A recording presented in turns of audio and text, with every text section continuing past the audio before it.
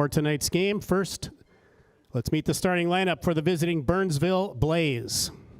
Starting with the goalkeeper, junior number 1, Abdil Aldapi Mahia. Defense, sophomore number 2, Gabe Lee. Midfield, junior number 6, Dek Jama.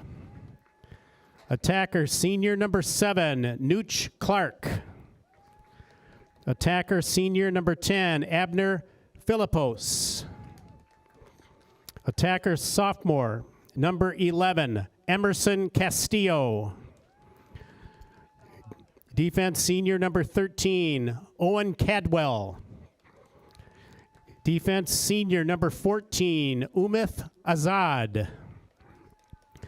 Midfield, junior number 15, Alex Gomez. Defense, junior number 21, Abdullahi Abdullahi. And midfield, senior number 24, Preston Pinn. The Blaze assistant coaches are Casey Powell, Eric Handavad, Lalo Gomez, and Ahmed Kahi. And the head coach of the Burnsville Blaze is Brian Nacy. Ladies and gentlemen, please welcome our visitors to Wildcat Stadium this evening, the Burnsville Blaze. Let's meet the starting lineup now for your Eagan Wildcats, starting with the goalkeeper, senior number 1, Isaac Woodley.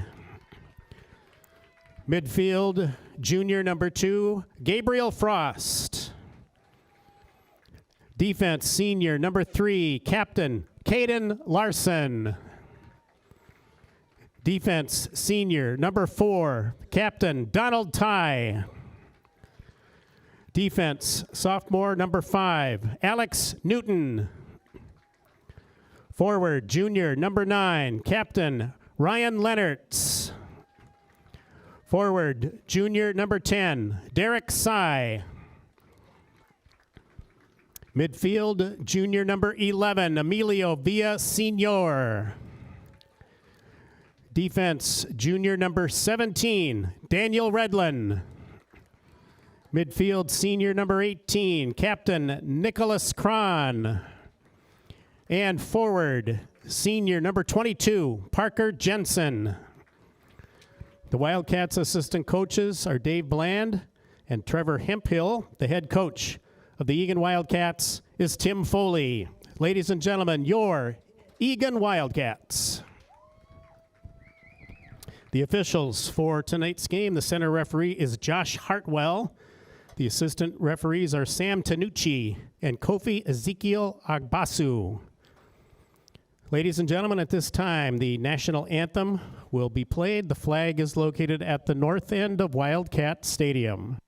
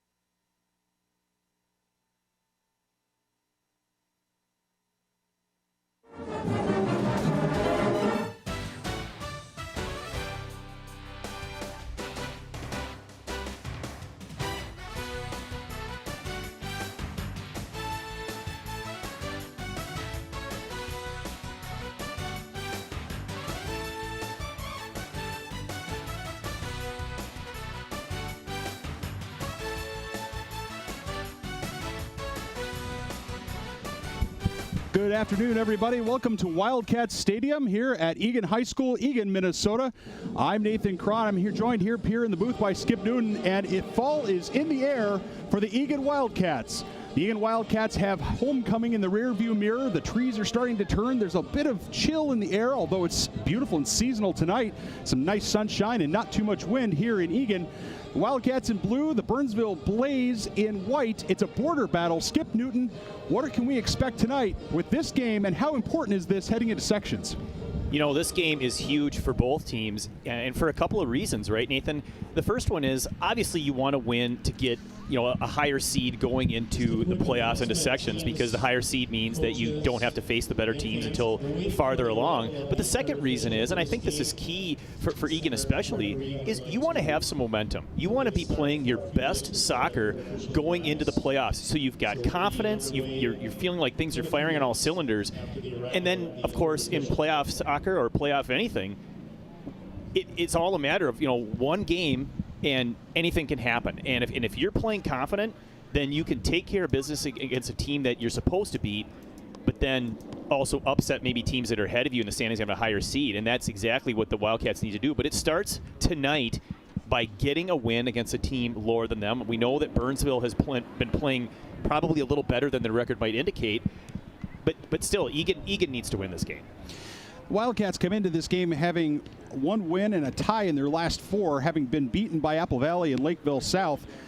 The Burnsville Blaze have lost their last four games by a combined score of 8-3. They've only managed to score 3 goals in their last 4 games. And Coach Nacy's talked to us before the game and talked to us before we came up to the booth. And he said that, basically they felt like they had outplayed everybody they had played in the last 4 games, but they just couldn't finish in the attacking third. It sounds like deja vu all over again, Skip Newton, because that's kind of been part of the problem for the Wildcats as well. Yeah, exactly. I think, the last game where Eagan was able to pull out a tie with a great second half effort was one of those games where maybe after the game Eagan felt like, boy, we could have won that game. They didn't play as well in the first half. They came out in the second half, looked like a completely different team. Would love to see a hot start here today. If they can get not just one, but a couple of goals in the first half to get things cooking, then they can get that momentum that we mentioned just a bit ago, and that can carry them through, the second half and into the next game. Burnsville's given up a lot of goals this season. They have 31 goals against, and Eagan's given up 30. So there is a potential for a high-scoring game, but I think Eagan's starting to get a little better defensively, and I would like to see, again, that continue. And jumping out to a lead is huge, and that's really what the focus should be, is coming out strong right from the word go. It's interesting, Skip, you talk about those statistics, and just for anybody at home who wonders what's going on, why we don't have actual soccer going on the field, it's because we are waiting on an official. One of our ARs, the assistant referees, is not here yet. He's expected shortly, and we're going to give him a chance to get into the stadium, get his clothes on, or get his referee jersey taken care of, take a few warm-up steps, and then we'll start as soon as we can.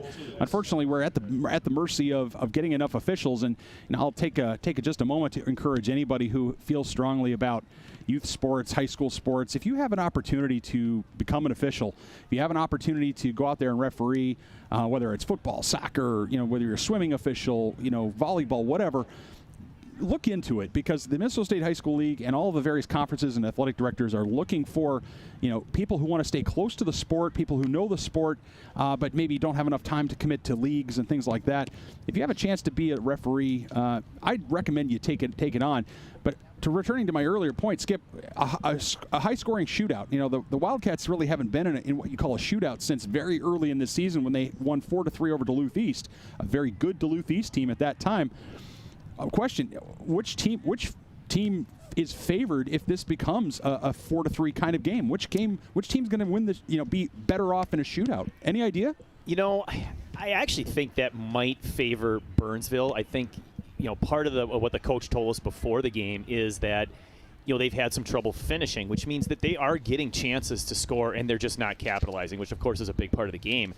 So I would like to see that not become the case tonight. I think the way Woodley's been playing, despite the goals against, he's playing some outstanding goalkeeper. And so I would be a little surprised if that happened. Hopefully we can get this game underway. But I just want to see Eagan get that lead and then build the momentum. speaking of not having an AR, maybe you should just go grab the flag yourself there, Nathan, and I'm sure you can give us a perfectly unbiased, well-called game.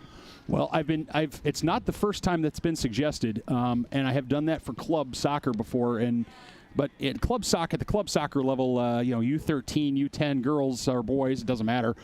There's a little less at stake. The Minnesota State High School League likes to make sure that you're a Minnesota State High School League certified referee, which I'm told is not that difficult. It's a bit of a process. Click a few buttons, hit a few drop downs, pay $5, whatever it is.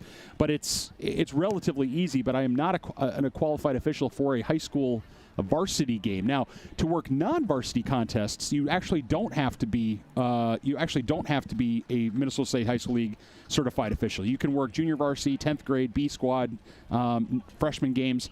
So something to keep in mind.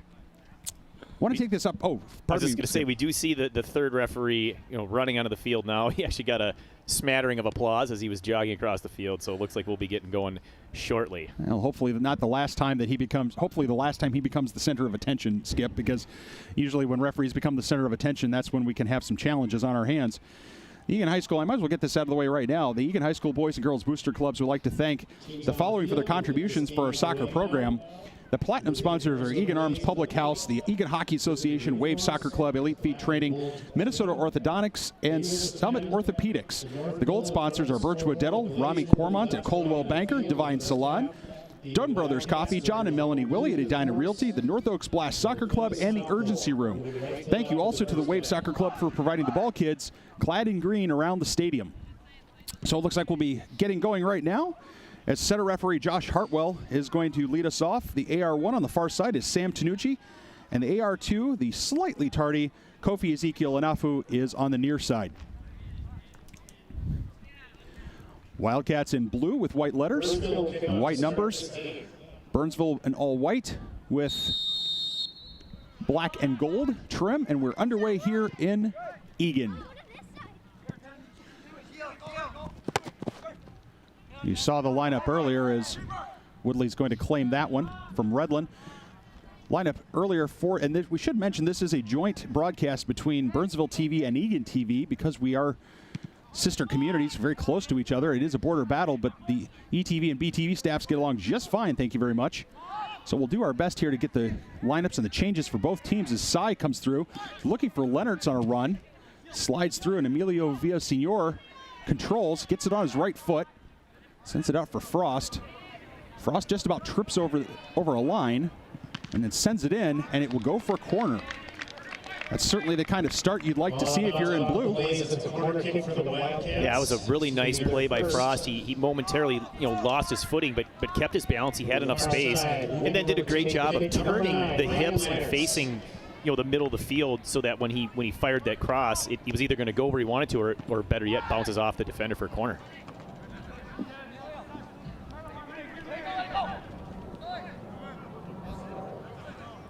A deep throw in there. It did hit the corner flag and go out for a throw rather than a corner.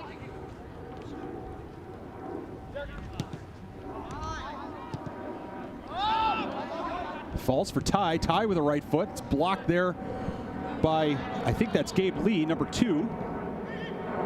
Ball is sent in that time by Emilio Villasenor, and check that was Frost.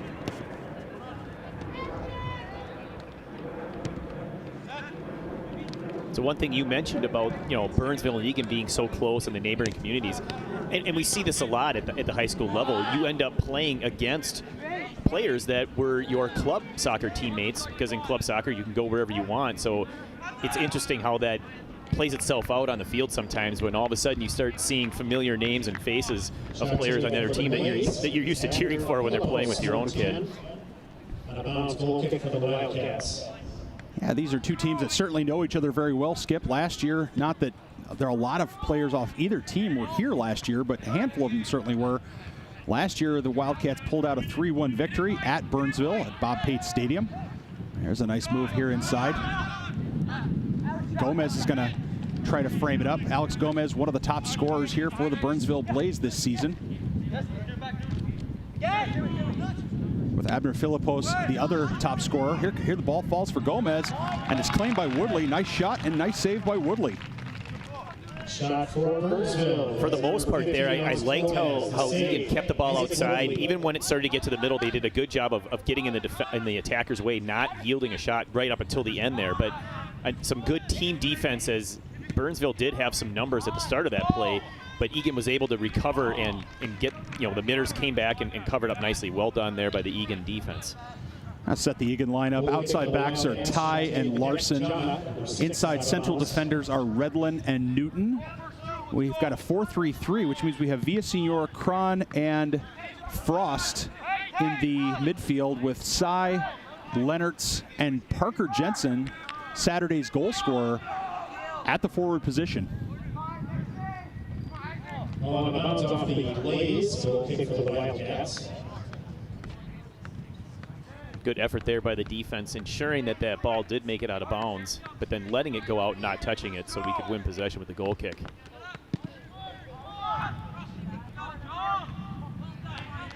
As we said, a beautiful day here in Eagan, Minnesota. The lights are on, but you don't need them yet. Bright sunshine, not a cloud in the sky, really, except for a few in the far distances. This ball falls for Derek Sy. It's clicked off his foot. Frost follows up.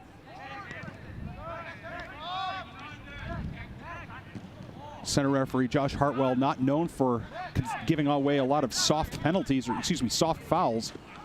And certainly is going to let these boys play. Experienced center referee that if you've played soccer, either club or high school soccer in the Southern Twin Cities in the last 5 or 6 years, you know Josh Hartwell.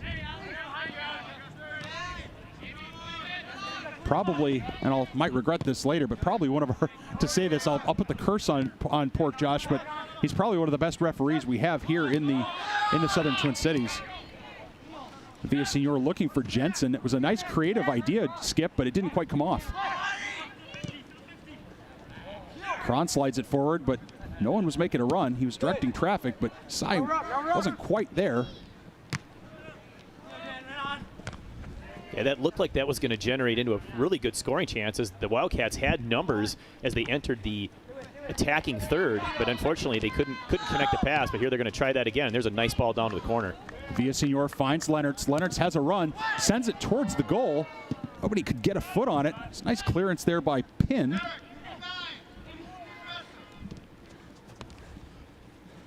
Abdulhani there, number 21 for the Blaze, patrolling the midfield. There have been some injuries here for the Blaze. A handful of players on their roster are not available. So Coach Nacy has to make some changes in his lineup.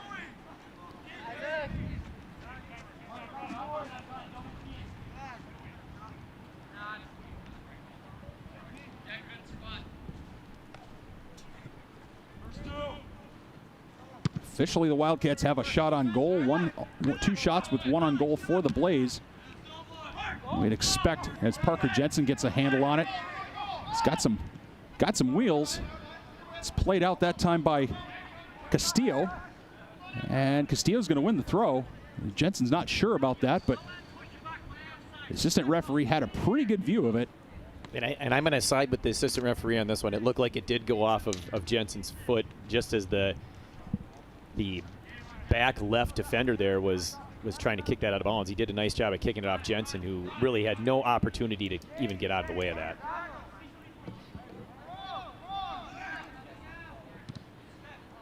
Well, that's a nice ball to keep that in.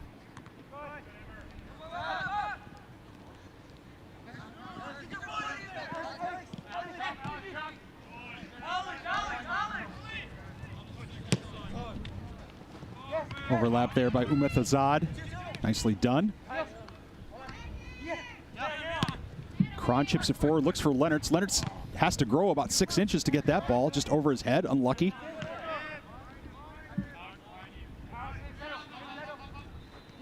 Frost nicely done. Gives it to Cron. Cron's going to hoof it forward. Beautiful little ball for Jensen. Falls nicely for him. What's Parker going to do? He's going to put on the Jets, try to go around him. I think he is going to earn the corner. Nicely done that time by Parker Jensen. If you're not going to be able to get by the defender, Skip, earn the corner. Yeah, that was a great speed move. He hesitated just a little bit, almost lulling the defender to sleep, and was able to then put on the burners there. That whole play was set up by a nifty, simple play by Frost, but one that you really don't call attention to like maybe you should. He really did a nice job of clearing that out of the defensive zone. There's an opportunity for, I think that was Frost with the opportunity, Skip, and he just could not finish his dinner there. I mean, the ball was on the ground. All he had to do was walk it into the goal. It was a nice corner from Leonards. I have to say, that's a scoring chance that went begging. Yeah, it looked like the goalkeeper got just enough to throw it off of Frost's line.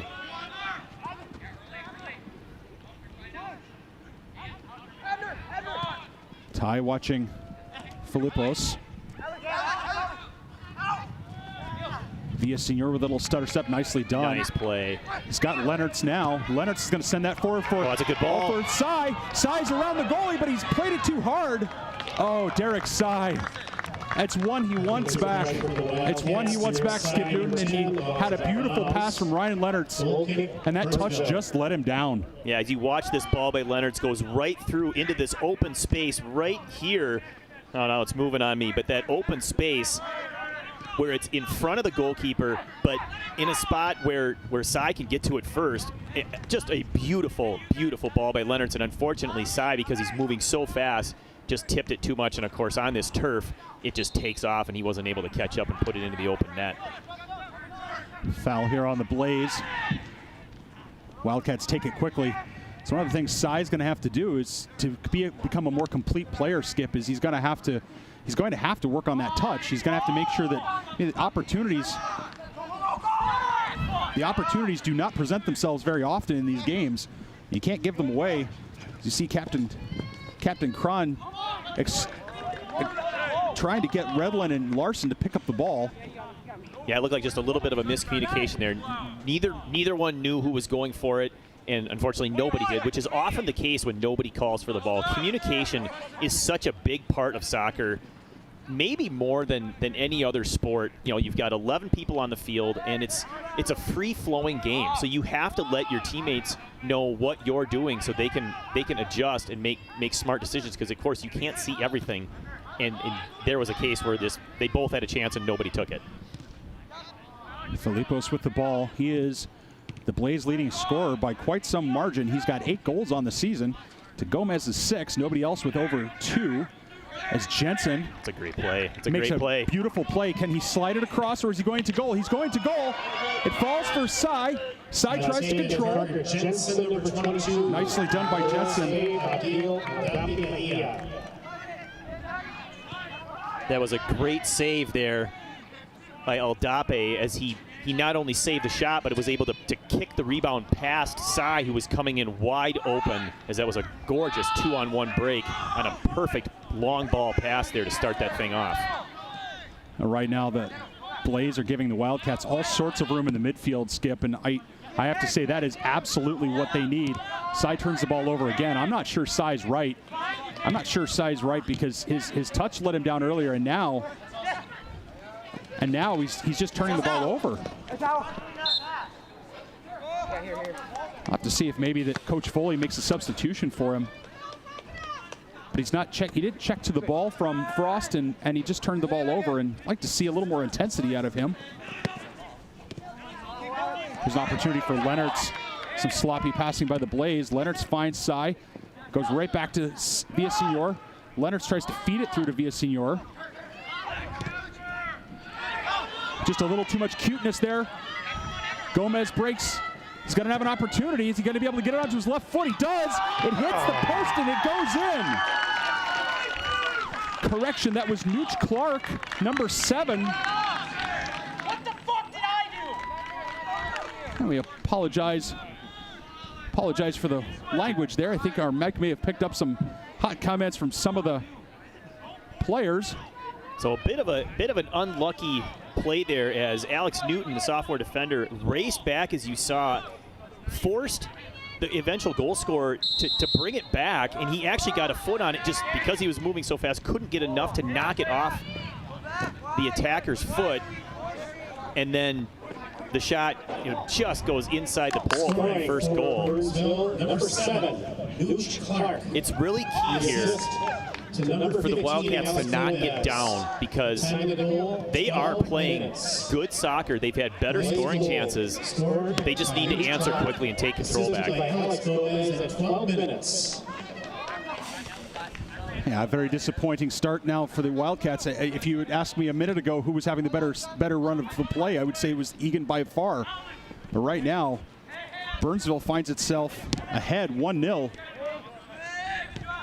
The Wildcats need to get organized at the back, and they need to make sure those types of things don't happen. Good step up there by the defense.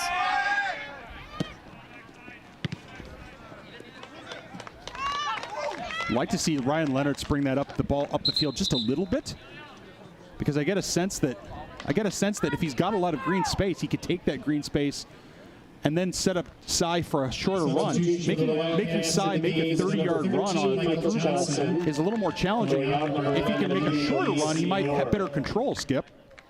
Yeah, the Eagan's played some really good long balls, so probably feeling confident and try to give another one. It's been successful thus far, not resulting in a goal, but resulting in goal-scoring opportunities.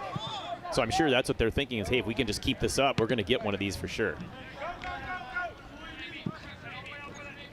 Ty got caught forward. Newton came over, crunching tackle. And referee Josh Hartwell is going to whistle for a stoppage, with an injury stoppage, and that is Philippos. That is the leading scorer for the Blaze. So not only is he going to have to come out of the game, Skip Newton, if the injury is serious in any way, he's somebody who the Blaze really count on to put the ball in the net. Yeah, I didn't see specifically what happened. I know they were coming together because the ball went over the head of Newton, and he was running over, just trying to get in front and prevent any sort of breakaway from happening. Looks like they might have collided feet in the process as Eagan won the ball. It was a nice defensive play by Alex Newton there. Yeah, it was a clean play, nothing in it. There wasn't a foul. It was just two players coming together. And that's definitely not what you want to see. A player not able to put any weight on that right foot. And again, nothing in it. I mean, it wasn't cheap. It wasn't from behind. It wasn't with extra force. It was just two players colliding. And I think that time Newton, it looked like Philippos came over the top of Newton a little bit. And perhaps he lost his balance and landed at a bad angle. Ball's going to come back here for a restart to the Wildcats. Cron's going to take this ball and hoof it forward. Looking for Jensen. Plays it back that time for Hackenmuller, who's come into the game. So should reset the lineup here. Davis Hackenmuller and Michael Johnson, two of the sophomores on this team, have come into the lineup in the midfield position along with Cron. So Cy, Lennertz, and Jensen are still your strikers, but we've got two new outside mids. This 4-3-3 formation is the formation that proved so effective against White Bear in the second half of last Saturday's game. But really, it doesn't matter what formation you have, Skip Newton. If you're passing well and you're working hard on defense, it's not going to matter. Redlin with a nice play to get it out to the side. Safety first for Daniel Redlin. One of the disadvantages with having three up front is that you have one less midfielder, and Wildcats are giving up a little bit of space in front of their back four. Redlin did a nice job there recognizing the play. Instead of pressuring the initial break, he backed off and allowed his midfielder to come back and apply that pressure. So when they did cross the ball, he was in a perfect spot to intercept that pass, that cross, and kick it out safely. So very well done and nicely recognized there by Redlin. Cron had an opportunity there. He took the throw and he had an opportunity to clear it out and didn't. He cleared it to Burnsville as Cy takes charge. Picks Pin's pocket. Cy tries to send it across. It's a great ball. And they're going to rule Parker Jensen offside. Rule him offside. It was a brilliant outside of the foot pass from Cy that curled away. And unfortunately for Jensen, just offsides. And that was definitely the kind of thing that's going to get Eagan back into the game. They do that 5 more times. You like their chances to score. Yeah, and the great part about that pass is because he did it with the outside of his right foot, that's really hard for the other team to read. You know, when you get that on your left foot and you gear up for that big left foot cross, the defense is going to have a couple seconds to react. They're going to see what you're doing and what you're planning, and they're going to be able to say, okay, he's coming with the cross, I got to get ready. Whereas in that case, they had no idea what he was planning, and all of a sudden, bam, that pass went across, and if he wasn't offsides by a step, it would have been an awesome chance.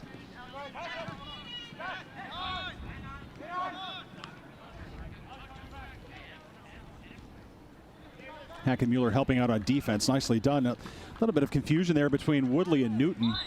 It has something to do with, Alex Newton. This is his third varsity game, and still as a sophomore, still figuring out exactly when he needs to go and where he needs to go. I'd like to see Isaac Woodley take charge and with a loud voice and really direct traffic on that. And now we're going to see Jack Joseph come in.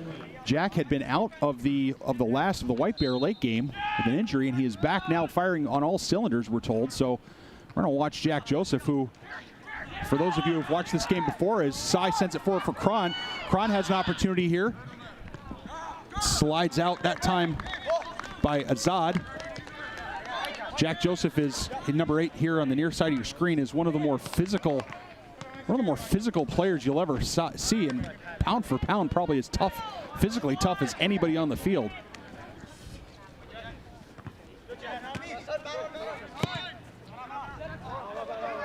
Falls for Hackenmuller. Hackenmuller with it on his right foot. Might have just been a little bit too aspirational. Aiden Burns also into the game, playing outside back. Now he switches with Newton, and now they switch back. So we've got Burns and Joseph at the outside back positions, with Redlin and Newton in the middle. I liked how on that previous attack, Hackenmuller was looking to get it in a position where he could fire that shot. He's got a great right foot. He only needed to beat one more defender, and he could have been open for that shot. So I like the take charge kind of thing. I want to be the guy that puts the shot on goal. You need guys like that in soccer. You need guys who want to score and want to finish. Davis Hackenmuller definitely has that mentality, and that's going to be something to watch not only the rest of this season, but in the next 2 years as he's just a sophomore. Goalie was out of the net. Hackenmuller made a nice run. He would have liked his chances to score if he had been able to somehow get to that ball. Cron's been moved to the forward position. Leonard's has been moved back with Hackenmuller and Johnson on the outside. The Wildcats are going to need some scoring here. Great pressure by the Wildcats. That Burnsville's really having a tough time clearing their own zone, and that's because of the hustle that Eagan's putting forward here.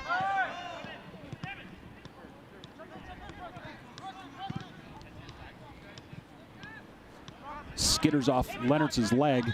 Unlucky there. As you said, Skip, the Wildcats pressing fairly high up the pitch. Excuse me.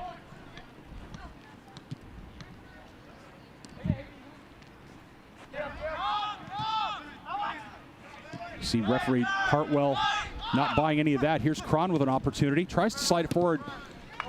Cy needs to make a diagonal run there, Skip. I think if he makes a diagonal run, he gets that ball. Instead, he was running directly away from Cron. Joseph needs somebody to talk to him there, Skip. He didn't know if he should go back to Woodley or if he should turn or what he should do. Yeah, and when we say diagonal runs, a lot of times these forwards get in the habit of running, north-south down the field. They just run in straight lines, straight ahead. What you want to see, and I can show it here now that it got a little bit of a timeout, is instead of running, straight that way, you want to instead make your run, diagonally across the field, and that can really help confuse the defense. It gets them having to switch and keep track of that. They don't know where you're going, and oftentimes it allows the person with the ball to pass that to open space, and then you can run onto it.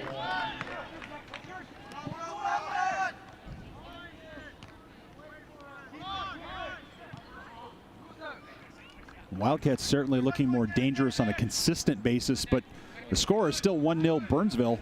Wildcats are going to have to do something to climb back into this game. Imagine they really need a goal here in the first half as Peyton Jensen has checked in now at forward. Johnson tries to get it off his foot, can't. Ball sent through on a through ball. Newton's going to run that down, send that to touch. Yeah, we're not seeing any letdown from the Wildcats whatsoever. They're still, pressuring the ball well. They're still winning 50-50 balls. They're trying to set up scoring chances. They're playing good soccer. I mean, literally the only difference in the game is that Burnsville's best chance, they were able to finish. The Wildcats haven't yet. I would be shocked if this game finished 1-0. I just don't see that happening the way Eagan's playing. They are going to score a couple of goals. Oh, great save by Woodley. It's magnificent. Oh, and a follow-up. I believe that was Nooch Clark, our goal scorer, on the follow-up. I missed who the initial shot came from, but it was a beautiful save by Woodley. Two hands, extension. And that's the kind of shot as a defender, and Eagan to central, especially a central defender, you just can't permit. That is great.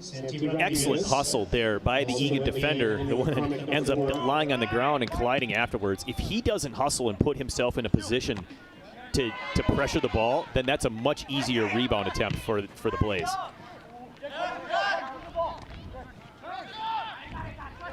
Good talk there. We could hear it all the way up here. They were telling each other who's got the ball. Nicely done that by Hackenmuller. Sends it for Jensen. Jensen has a chance to cross it in. It's defended by Lee. Sent forward. Burns is going to let that run out. Going to fire it back in. He's got Hackenmuller again. Plays it back for Burns. Burns sends it forward. Finds Cy, but rebounds wickedly off Cy's foot. Yeah, that ball came in hot. Wildcats need to put just a little bit less. Nice play. What a play by Cy. That's the kind of athleticism you expect, you look for, as Johnson tries to follow up and he can't. I hope Derek Cy did not hurt himself, but that is the kind of hustle you like to see from Cy as Hackenmuller draws the foul. Cron's going to look to take this early. Everyone's going to get forward. Yeah, I think I would like to see us set up and get this ready. We're trying to drop this one in. Everyone's about 8-9 yards out. It goes short. Ball drifted all the way down near the penalty spot anyway. Disappointing delivery by Cron. I'm sure he would want that one back. Joseph needs to hold them up now.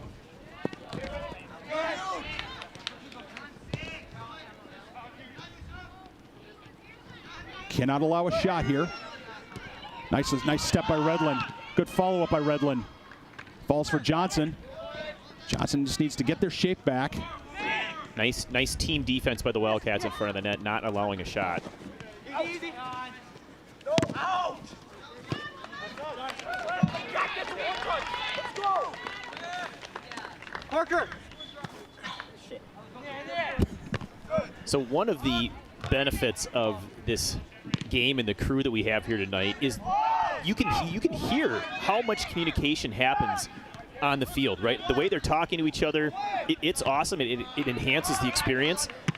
You can also hear when a player might get frustrated. And I'm sure if we told them, they wouldn't care. The boys wouldn't. I'm sure the girls would be mortified. Hackenmuller with a run to the outside. Looks for Jensen. Comes off of Jensen, but I think we'll see. That is going to go for a goal kick. So we've got Jensen, and Cy at your forwards. Hackenmuller, I believe Villasenor. No, Johnson and Cron in the middle. We have not seen Abner Filipos come back onto the field yet for the Blaze. Can't tell if he looks like he's over there on the bench. He's not moving around, so that's a blow to these Blaze as he's managed to scramble in a number of goals. Coach Nacy said that it wasn't just that Abner Filipos was necessarily creating all the offense, but he was finishing. He was the beneficiary of good creative play from some of the other players on the team. Wildcats, if they could string together 5 or 6 passes in the offensive half, you like their chances, Skip. Oh, Alex ran over that one a little bit. Nice recovery though to pressure. And of course, Redland there to help out as well. Can't allow a shot. Oh, and that's an unfortunate bounce. Oh, absolutely. It's offsides. And that actually doesn't surprise me because both Newton and Redland had been caught up past their defensive teammates, which obviously is a risk, and they both had to scramble to get back. But because they were off their back line, that made it more likely that an offsides player would facilitate after that, and of course it did nicely for the Wildcats, although the shot didn't really happen and we were going to win possession anyway.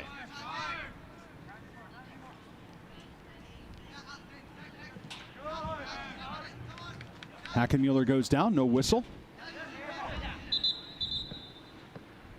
I think we're going to get an injury timeout here. Clock is stopped.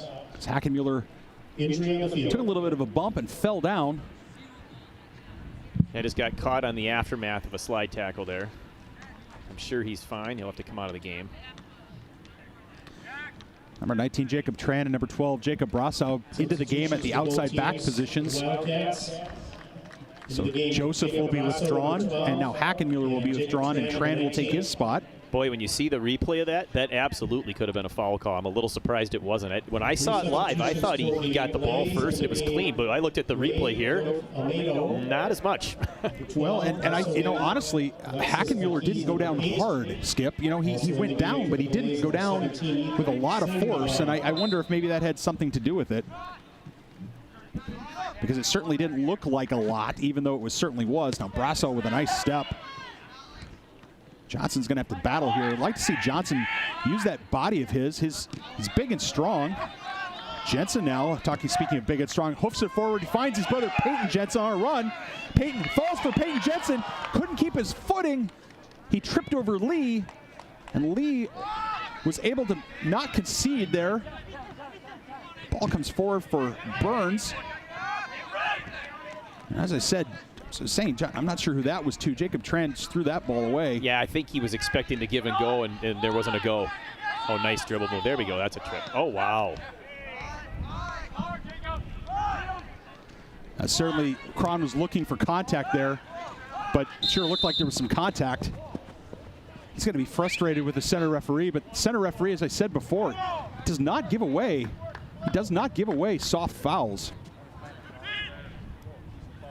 I've seen him call penalties, and I've seen him call fouls, but right now we've only got 2 fouls, unless I'm mistaken. Maybe, I think we've got a foul here on the Wildcats, so 3 fouls already in the game. Wildcats, especially Cron, Cy, players that expect to be protected by the referee, they're going to have to understand they're going to get hit.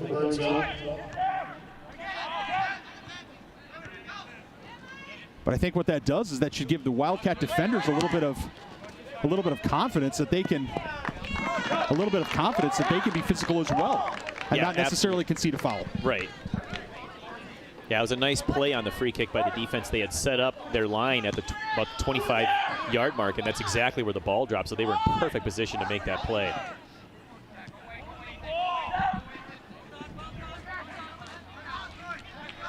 Jensen gives away possession, sent forward. Newton's going to run that ball down, try to keep that ball from going over the end line, and he does. It's going to be a deep throw here for the Blaze. Nice effort there to save the corner kick and force a throw in. Nice of Jensen to come back. There's great anticipation by Redland. He expected Woodley to come out and play it. I'm sure Woodley was calling for it as well, and that made it a lot easier. But nicely done there by center back and goalkeeper. Cron chips it forward. Spun around for Jensen.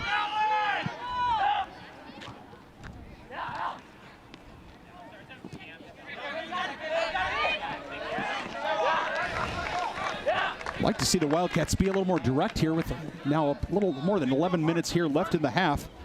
Nooch Clark's 12th minute strike for the Blaze is the difference. Peyton Jensen tries to climb the ladder and isn't able to. He's going to hustle back on defense. I'd like to see that. If you're forward and you lose the ball, you're going to hustle back on defense.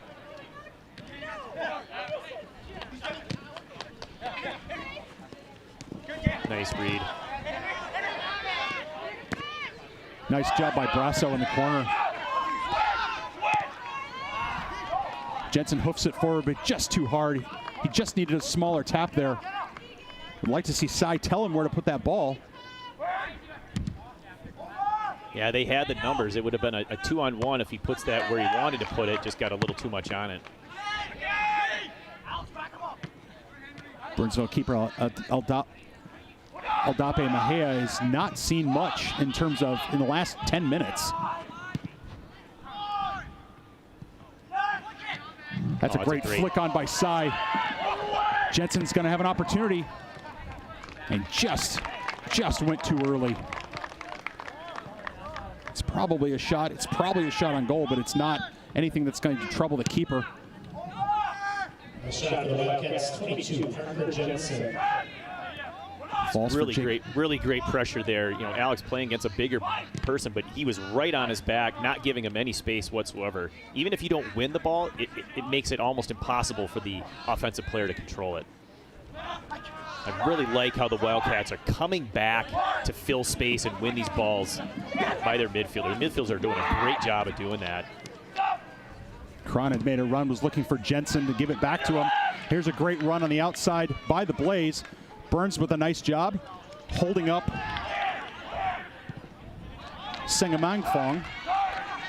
Great And Newton teamwork cleans there it by up. Burns and Newton. Yep. Here's an opportunity for Cy. You'd like to see him go right through it. Here's an opportunity on his right foot. He finishes! Oh, Derek Cy puts it away for the Wildcats. Nicely done. We're not seeing the flip. We're not going to see the somersault.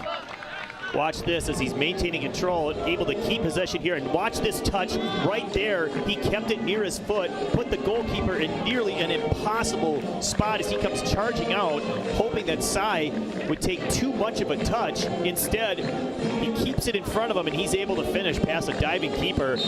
Just an awesome individual effort that was all set up by the back, passing the ball forward, and the midfielders winning the ball in the middle of the field, getting it up to their goal scorer, and Cy finishes, and that's exactly what the Wildcats needed. Oh, it's right with it's what the doctor ordered, isn't it? I mean, and you know, it eliminates the. It takes away or diminishes what the trouble that Derek was having earlier in the game. He was having trouble with his touch. He was having trouble checking to the ball. But I'll tell you, having watched Derek this season, he seems to be more intense once he's on the board. Once he's on the board, now he's smelling for a brace. He's looking for the hat trick. The physical intensity increases as the Wildcats commit a foul, a very obvious foul, pulling the jersey. We'll have to wait for the official scoring. We know it's Derek Cy in the 31st minute. We don't know if there's an assist. I was just going to say, I'm a little concerned here with how the Wildcats are lining up to defend this. There were 5 Burnsville players at the 18 and only 3 Eagan defenders, but now a couple more have dropped back, so at least they're not yielding numbers, and they're taking the extra time to make sure they're matched up, and now there's a blue body goal side of every Blaze attacker. And we've got a yellow card caution to Ryan Leonards in the 31st. Check it, that's the 32nd minute. I can stop the yellow card caution on the Wildcats. Number 9, Ryan Leonards, and the yellow card 31-49. I'm not sure what that was about. Obviously, you know, from our perspective, it must have, I wouldn't say must have been, but likely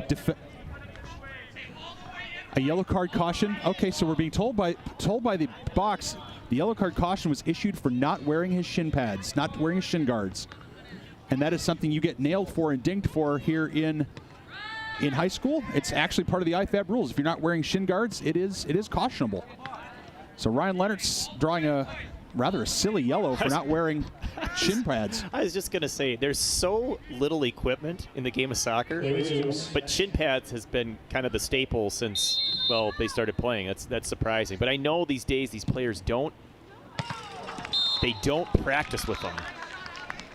So I think they get in that habit and they just forget. This is not the first time I've seen this in a game where they had to stop play at a JV game and a kid didn't have his shin guards on, and literally as he went off the field to get his shin guards, another player went racing off the field because he realized he wasn't wearing his either. Derek Cy. The assist to number 7, Peyton Jensen.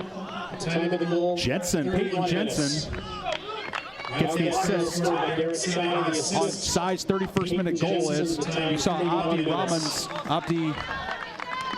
Abdi Youssef's free kick over Woodley's head earlier. There's a ball chipped over the top looking for Jensen. Again, I like the play by Eagan. Eagan certainly pushing. But we'd like to see just a few more passes, putting things together. As Alexis Marquez now is moved into the center midfield, backing up Umeth Azad. Here's another run from Sai. Sai's going to get pushed off that time nicely by Gomez.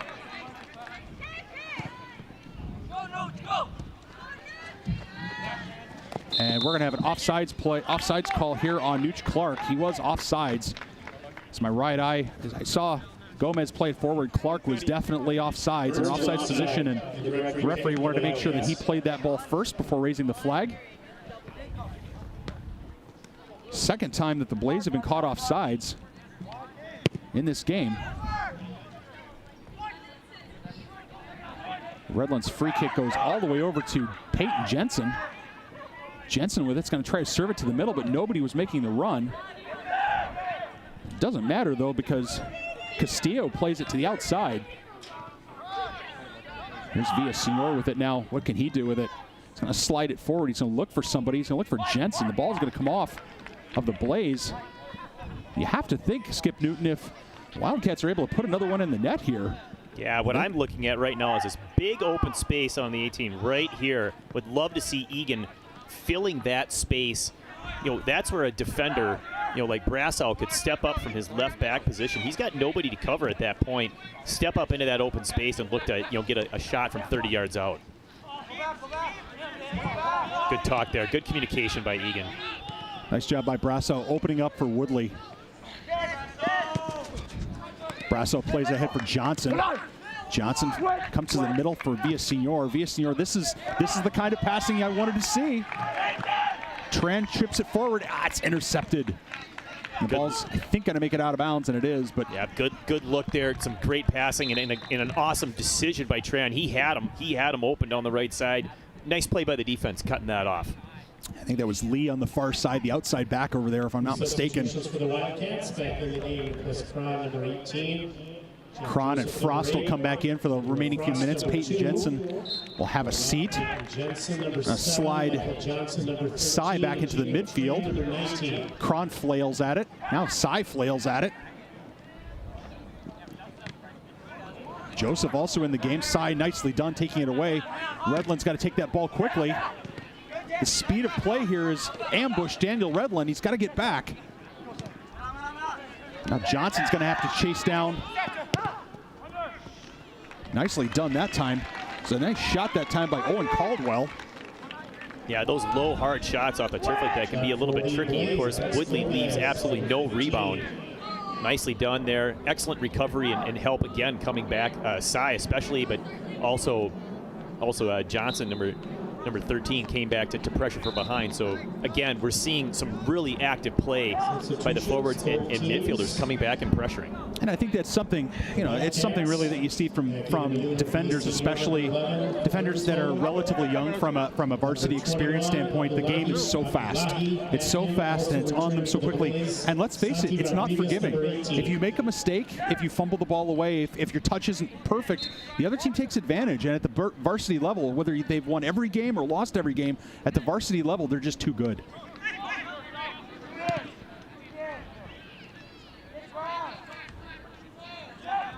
Sai sends it forward. Looks like Sai is sitting deeper now into a defensive midfield position.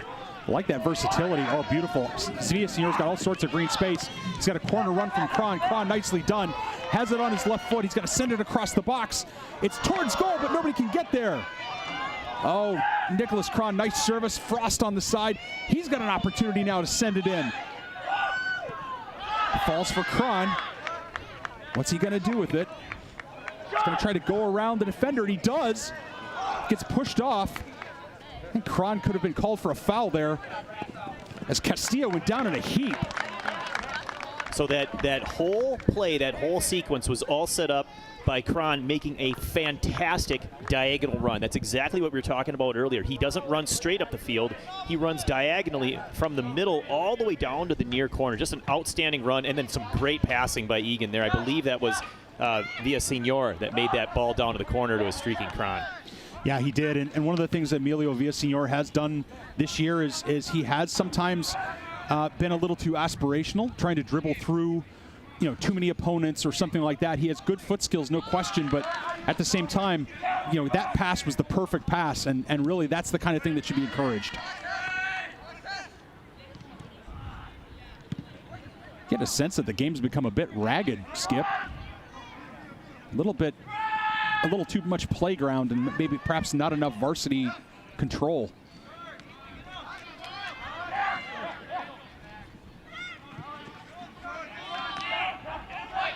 Newton doing a nice job switching out. Ball gets played out to the side by Brossow. Nicely done. And it's going to go for a goal kick. I think the Wildcats are certainly glad that's not a corner. Yeah, that was great defense there all around. The ball was even short of the near post, and very little chance to score, because as we saw, he got a foot on it and it went significantly wide and high, but all because of the pressure there by the defense. I'm a little surprised that Derek Size coming back and playing farther away from the goal. To be honest, I mean, he has been extremely active up front. He's got our goal, but he's had tons of goal scoring chances. He's creating things up front. I would be interested to hear what's the strategy behind that decision to move him back. Is it just a temporary thing because you're giving other people a chance, or is he replacing somebody? But I want to see him up as close to that goal as possible until at least the Wildcats can get a couple more goals. Well, the one thing that Derek brings to the table is, Skip, and we've seen this all season, is he's very physical and has good body control. As this ball is played by Joseph down for Jensen. Nice shoulder-to-shoulder challenge. Jensen's going to feel a bit aggrieved. He's going to think that there maybe should have been a foul called there. There wasn't. I want to give credit to Jacob Brossow that time also. Jacob Brossow did a nice job of coming to cover the middle. When you're the outside back and you instinctively come to cover the middle as the rest of the defenders are covering the side, that's really what you have to have from your seniors.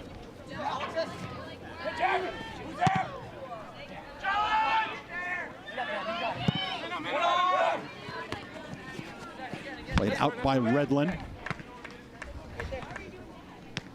Well, with just 30 seconds left in the half, that's an absolute correct decision, and take no chances. Get it out. Let your team regroup defensively. Ball comes forward for Jensen. Jensen's going to send it forward for Cron, and he is offsides. Cron can't believe it, but that's the right call. Yep, we saw it live. He was offsides. 5, 4. Unlucky certainly, and you can't really blame Jensen. Jensen served it as early as he could.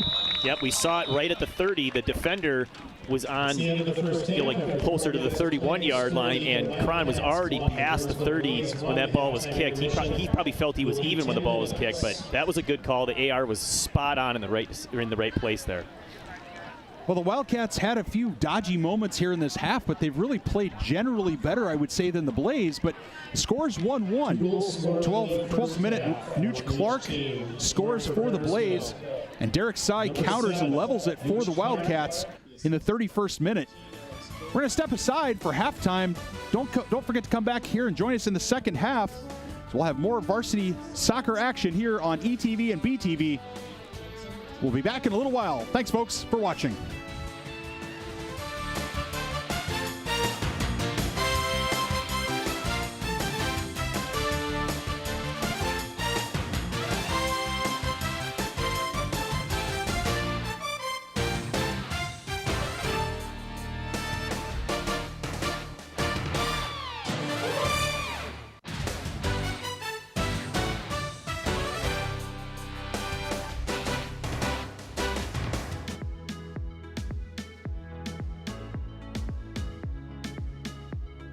Fire Prevention Week. I'm excited to get people back in the fire station. We'll have some good demos, interact with the public, have fire prevention table, some handout fun stuff for the kids too. So we like to educate but still have some fun at the same time. So we're really looking forward to it.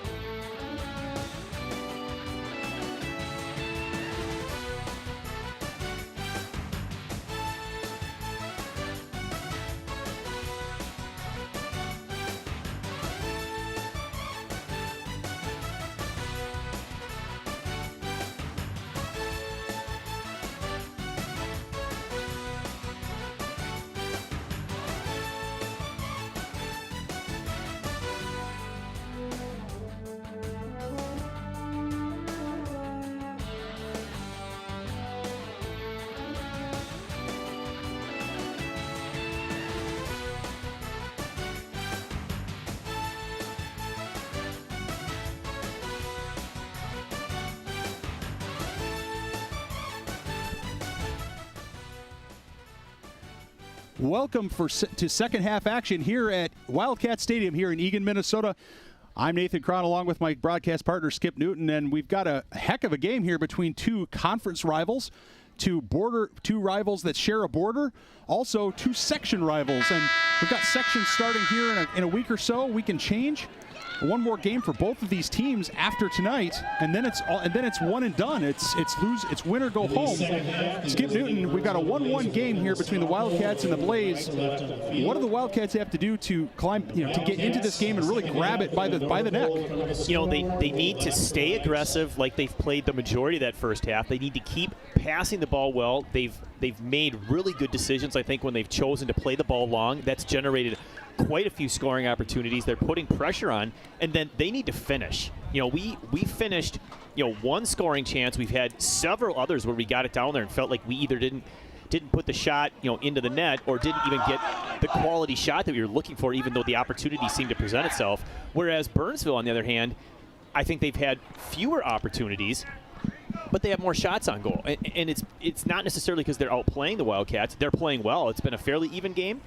But I really do think that the difference is their best scoring chance they were able to finish. And of course, Woodley has made a couple of really nice saves as well. But I like the Wildcats' chances. If they can come out, just as strong as they did in the first half or like the second half of the previous game, and then, pick it up that one extra notch, say, all right, guys, we need to take care of business here. We need to score first, and then, just put the foot on the gas. Let's go. For the Blaze, something a little bit more on the worrisome side. No Abner Filippos coming out for the second half. He's over there on the bench. We can see him here. So the Wildcats kick it off, and as they move from left to right, Joseph's pass intercepted that time. Larson cleans up the garbage, but Joseph's got to take care of that ball a little bit. Falls for Cron. Cron's going to hoof it forward for Cy. It comes back for Newton. Ty's going to watch it go out of bounds, but when you're leading scorers on the bench with an ankle or a leg injury of some sort, that's not a good thing if you're the Blaze. You've got to find somebody else to step up and put the ball in the net. A reminder that we will have the girls varsity game between the Burnsville Blaze and the Eagan Wildcats coming up here about 7 o'clock, about 20 to 25 minutes after this game ends. Yeah, because of the doubleheader tonight and the beautiful weather, we're getting quite the crowd that's starting to gather here. So it should be an exciting second half.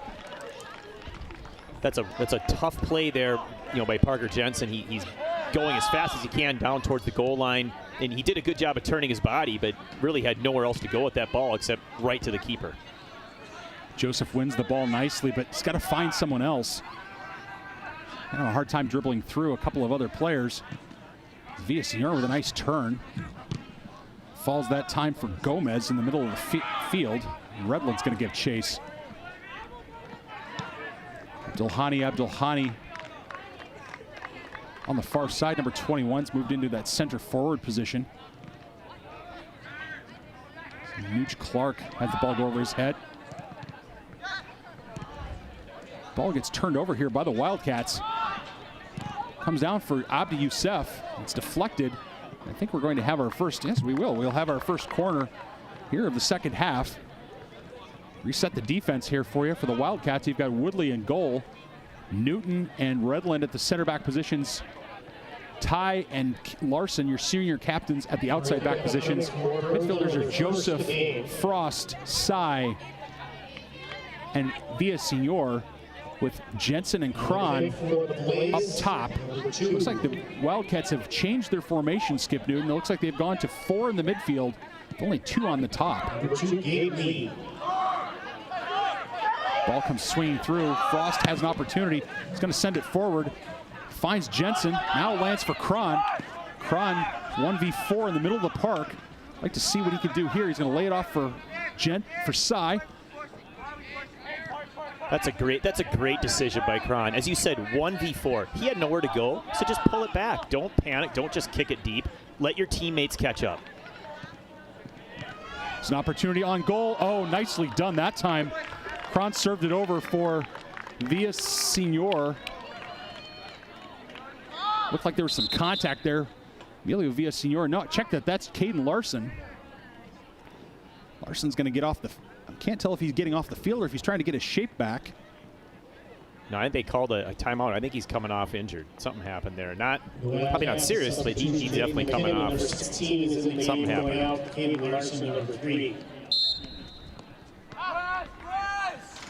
Nate McKinnon's going to take Larson's spot. This plays short. But the Burnsville keeper, Eagan pressing very, very deep.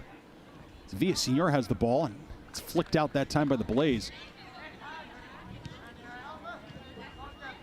Cy gives away possession. Joseph's going to have to come back for that. Ty with a nice step to disrupt that ball. Newton's going to have to do something with it to the outside. Nicely done by Alex Newton, finding Gabe Frost. Frost lays it off for Joseph. Joseph's got to get that ball off his foot. Launches it forward for Cron, but he does it too late. Well, the way the Wildcats are playing, Skip, you'd think that they're really, really aggressive right now with that press. I like it. I like it. Keep the pressure on. You don't play for the tie. Let's get a win here. Let's get a goal. You know, once they get a goal and they go up, then they can maybe change their strategy a little bit if they want. But right now, you want to play to take the lead. Someone's got to talk to Villasenor as Newton steps over to help him. Someone's got to talk to Villasenor and let him know that there's somebody there to give him an easy drop pass. It's hoofed forward that time. Nicely done by Nooch Clark. The goalie is out. Nooch fires it over the net. Woodley did a great job of coming off his line to disrupt Clark. Clark disappointed that he didn't get that on net. So I think he's also disappointed in his teammates. Why weren't you up with me as I took on 3 defenders and created a scoring opportunity? Abdelhani was just too far away. Yeah, it was a great job by Woodley coming off the line, pressuring it and forcing it outside, and then the defense reacting to that. He had another defender right next to him that was going to make sure that he kept that ball outside, and then Redland went back into the middle of the net just in case the ball gets shot and it's going to head in for an easy one. He's there to at least attempt to save. Oh, that's a nice ball. Good ball by Jetson. In for Cron. Cron's going to have an opportunity. I think he's going to earn the corner, and he does. Nicely done by Cron. I thought for sure that ball was going to go out for a goal kick. But it was a nice play in by Jensen. Great touch forward there by Cron. He was calling for it before the pass was even made. You heard him saying, Parker, Parker. Excellent teamwork there. The pass was spot on. Cron touched it forward and then earned that corner. This is a big opportunity for the Wildcats.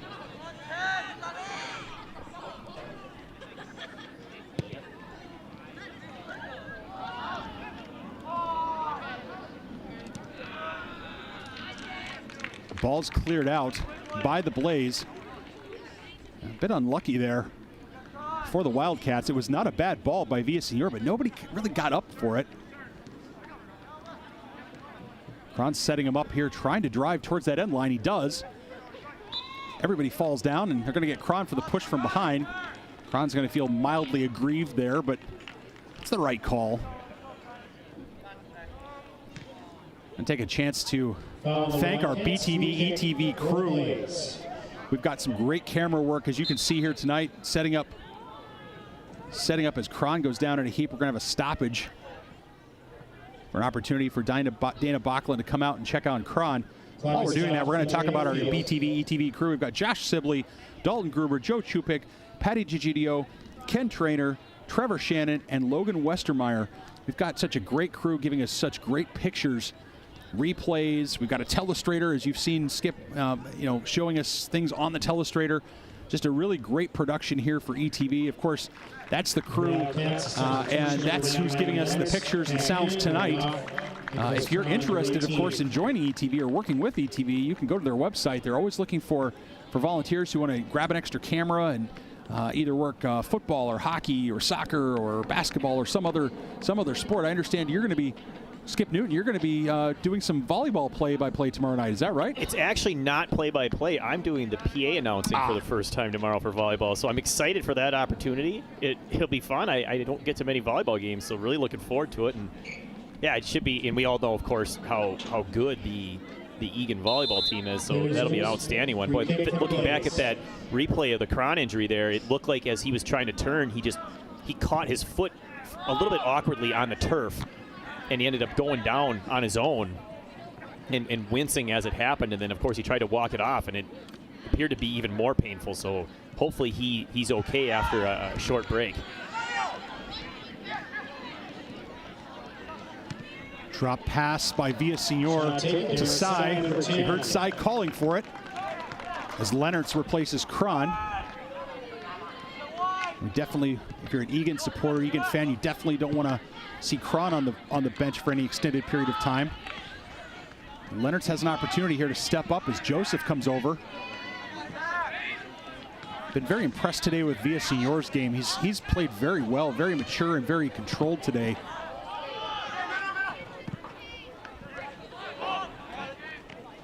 Frost gets it down to his feet, tries to send it forward for Jensen, fires it off the back of Jensen's leg.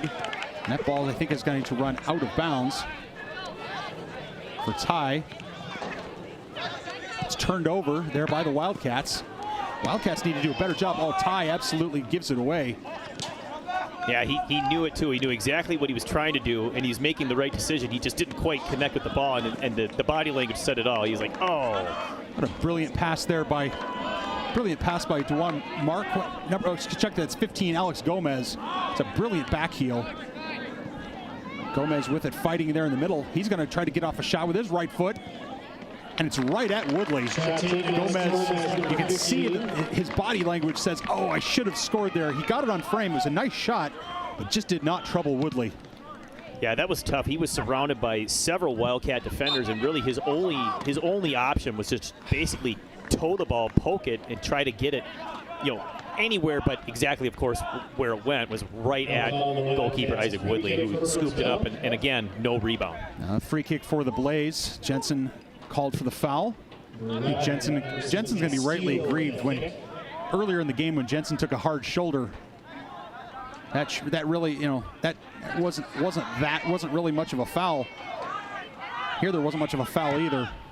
Oh, this is a beautiful ball over the top by Cy. Jensen's got an opportunity. He's in on goal if he can control it. There was contact. But referee Josh Hartwell not giving a penalty, not calling a foul. Looking at the replay now, this is a great pass, as you said. Jensen ticks it past, and it looked like he might have got, it's tough angle.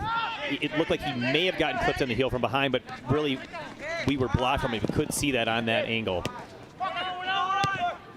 Beautiful ball into Jensen. Cy with the right foot, slips it in. Oh, Parker Jensen sets the table. Derek Cy eats sumptuously. 2-1 to the Wildcats. What a great pass, and once again, Cy with a perfect touch. As you watch it, Jensen feeds it in. That first touch is perfect. He takes another short one just to make sure he's got it, and then the outside of the right foot right into the corner. A perfect play there by the Eagan Wildcats. That pass, that was a crisp pass that Jensen fired, but man, that first touch by Cy was a thing of beauty, right in the direction he wanted to go. It wasn't too far, and he's able to take a couple little touches just to set it up, and he finished perfectly to the corner. Huge goal for the Wildcats. Well, Derek Cy's touch let him down earlier in the game as this ball now falls for Villasenor, sends it in towards Leonards. I'm not sure Leonards thought that ball was going to come back to him. Number 10, Derek Cy. Cy's feeling it now. You can tell his body language has completely changed. He wants that ball at his feet as much as possible. And if you're the Wildcats, why would you make sure it's on his foot as much as you can? Wildcats goal second of the game for Derek Cy. Parker Jensen to Derek Cy in the 50th minute. And sprinkles on the Sunday for Cy at DQ tonight. His second goal of the game. He's got 8 now for the season, if my tally is correct. That makes him the scoring leader for the Wildcats. Of course, the worst thing the Wildcats can do now is let Burnsville get a good shot and perhaps come back and tie this game. The last couple of scoring chances by Burnsville, Eagan's done at least a good job of deflecting the shot so it's not on goal. Unfortunately, both of those have resulted in a corner kick, so we'll have another one of those here with 29 minutes to play. And in the second half. Wildcats with a real opportunity, as you said earlier, Skip, to put the pedal down, get another goal. really put this thing away and take a little bit of pressure off Woodley. That's beautiful service into the box. Looked like Abdelhani with it. The ball is deflected. Nicely cleared that time by Ty. Very scary little shot there by the Blaze, by Castillo. Yeah, I think the next time they get that corner kick, I would like to see somebody besides Donald Ty matched up with number 21, Abdul Ali. The height advantage was significant, and on a corner kick, height advantage is huge. And I would like to see what we saw last game was Parker Jensen drop back and take on the taller player. Shot taken, number 24, Preston Pinn. The Blaze, it's out of bounds, goal kick, Wildcats.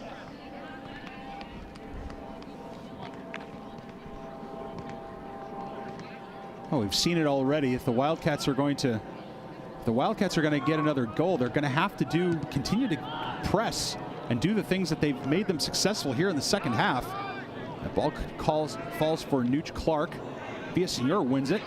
Nice tackle over there on the side by, I believe that was Castillo. Ball floats to the middle. You would like to see the Wildcats play a little bit of safety first here. I'm not suggesting that they'd be passive at all, but as Frost and Sy connect, Sy has all sorts of green space. He's going to take on defenders. He's going to run by Castillo, serves it across, and earns the corner. Nicely done by Derek Sy.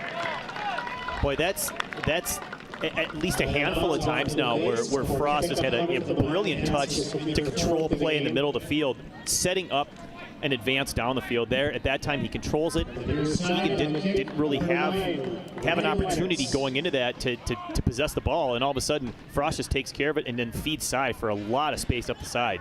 Let's see what Leonard's can do. What's he got up his sleeve? Ball falls into the penalty area. And we're going to have another corner from the far side. Abdelhani was not able to keep the ball in. So from this side, Emilio Villaseñor is going to take it. Nate McKinnon comes over to pretend he's going to take it short, but got to serve it in. Ball floats in. Oh, and a beautiful header that time by Sy.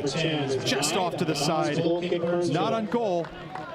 I think Sy was smelling the hat trick on that service ball as he was there pretty much all by himself. Got a good head on the ball. Unfortunately, just directed it wide of the net.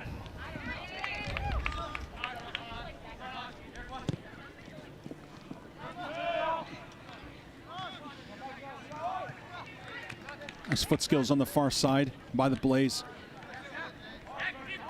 Leonard's controlling.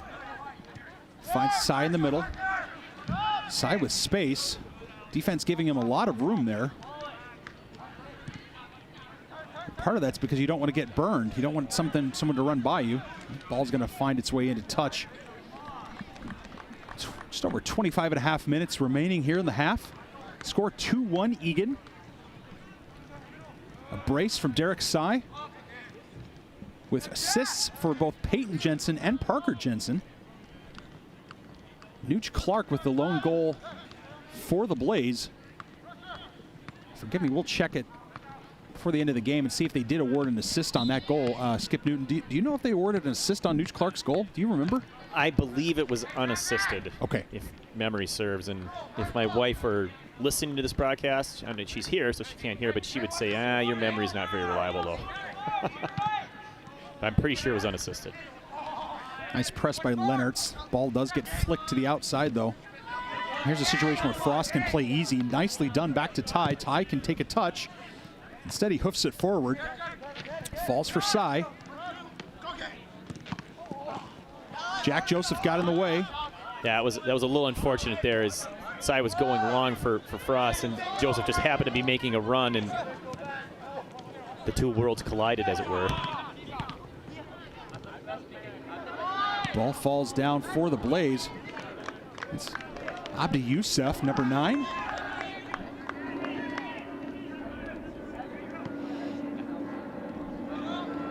Abdelhani's going to force Woodley to pick up this ball. Woodley will bounce a couple times and send it forward.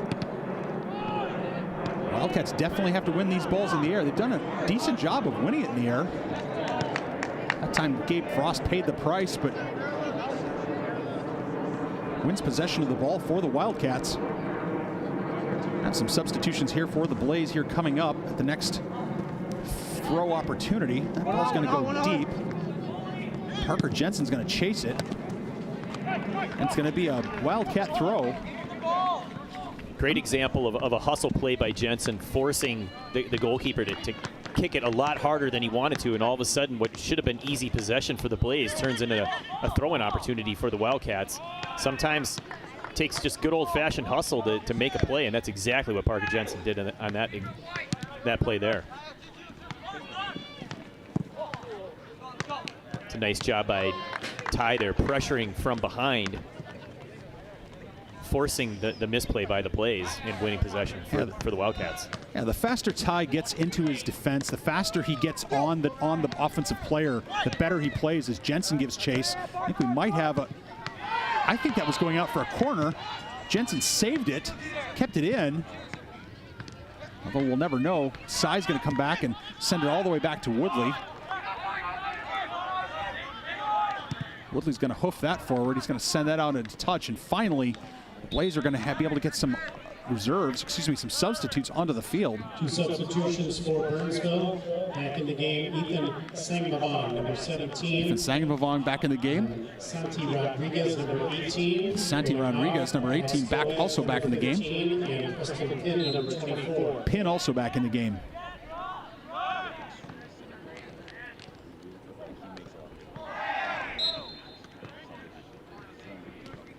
I think we're going to either get a foul or a dangerous play, one of the two there. First foul that time for the Blaze here in the second half. If you've been watching ETV's coverage of these Eagan High School boys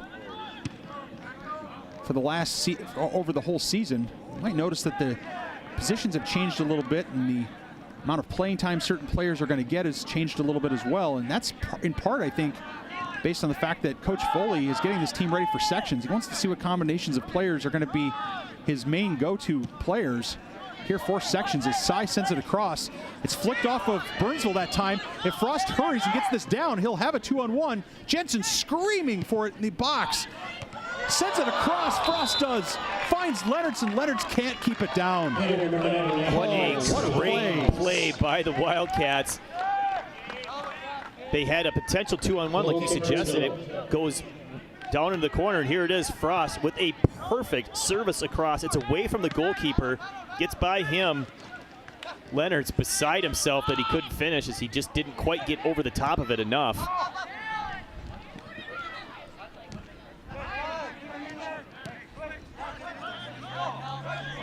Okay, well, when Burnsville breaks the press, the Wildcats have got to get back. Redland turned the ball over in the midfield, and now Joseph and the defense are scrambling a little bit. Ball takes a deflection that time off a Wildcat, and it's headed towards goal.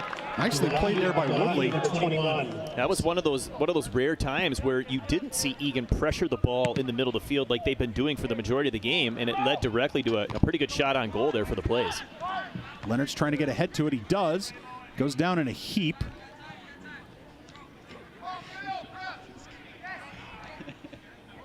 Keeper smartly dribbling the ball back into the penalty area.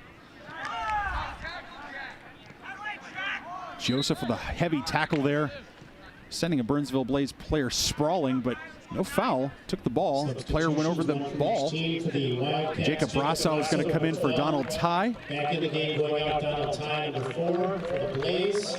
Back in is number 4, Henry McCormick. Henry McCormick is going to be in. We were told McCormick was actually not going to be playing today. I have him crossed off my roster, but instead there he is.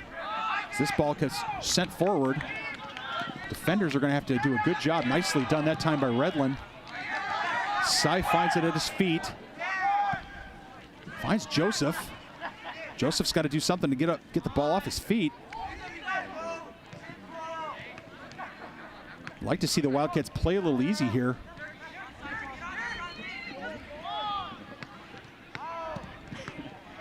Got another injury here for the Blaze. Now that player's up. It was Umeth Azad went down in a heap. Thought we might have an injury stoppage as soon as the ball went out of bounds, but instead he's up.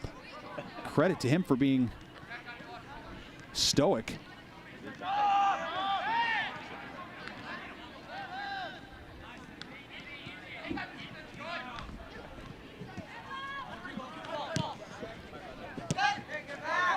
Nice sequence of passing here by the Blaze. Semenavong sends it forward. He's onside. It crosses across. The ball comes to Woodley. Oh, beautiful play that time by the defense, tying up the shooter. Yeah, here comes the replay. Watch this as he kicks it past Woodley. A great ball, and there's Alex Newton right in front. Does a good job of getting his body in front of it, and the deflection actually went off the pipe down to Woodley. So I'm sure Alex Newton breathing a sigh of relief that he did not score an own goal there to tie it up. He absolutely had to play that, but that was a little close for comfort. I'm sure that he would just as soon not ever go through again. Yes, let's not do that again. And let's not, you know, and if you're an Eagan supporter, you definitely don't want to see runs like that being made on the outside. Wildcats really doing a good job of getting some control. Some nice touch passes there by Leonards. To Villasenor, back to Leonards, and the ball just a little too heavy that time for Jensen. Cron's still not in the game here for the Wildcats. Hopefully that injury is not going to keep him out for any period of time. Caden Larson's going to return, and Davis Hackenmuller is going to come check into the midfield to see Derek Seid go have a well-deserved break. And Parker Jensen, big, strong player, but I don't think players usually, especially defenders, I don't think defenders know how fast he is in straight line speed. He's going to have a chance to show it here. As Frost makes an overlapping run. Nicely done by Jensen. Frost can't quite control it. Everybody's putting a head to it. Oh, Frost absolutely taken down. No call. Not sure if there was contact, but there almost had to be with that kind of fall. Kind of a bit confused as to why that might not have been a foul. Yeah, that was a bit weird. I don't know what exactly happened there. It seemed like there was kind of a chaos. Here we can watch it again. They head down. Frost goes for it. Oh, he had his foot on top of the ball, and then the other player just kicked the ball from underneath his foot, and he went down in a heap. So, and actually a great non-call there. Unfortunately, when the ball went to the corner for Jensen, he was unable to get that body turn and get it in front of the goal. And live action, it certainly looked like there may be some contact, but I'm going to give the center referee a lot of credit. That was, as you say, a good non-call. So Michael Johnson and Nicholas Cron checking back in. Cron trying to find somebody on the far side, turns it over. Redland's going to give chase. You see Redland do something nice and safe with the ball and sending it back to Woodley's a good idea. Woodley will hoof it forward for Cron. Falls for at Cron's feet. Finds Jacob Tran on the overlap. Nicely done. Now Hackenmuller's got an opportunity to make a run. Nicely done that time by Davis Hackenmuller, following that ball up. Now, as we get down to the last 15 minutes, and when you're protecting a one-goal lead, you really want to make sure that the back line is communicating with each other. On those long passes, we'll probably see a lot more of them from the Blaze. They need to make sure that one of the guys is always backing up the other. You never want the last guy back playing the ball without being backed up. So that's something we should look out for here in the last 15 minutes. Be extra cautious defensively. Reminder that we will, after the conclusion of this game, 20 minutes after the conclusion of this game, we will have girls varsity action between the Wildcats and the Blaze. Wildcats looking for an opportunity to cement their status as perhaps a number 2 seed in their section. The Blaze looking to build on a 4-3 win against Hastings earlier this week, on Saturday. Wildcats communicating well, as you can hear. Like to see them put a few more passes together and create a little more offense, be a little more dangerous.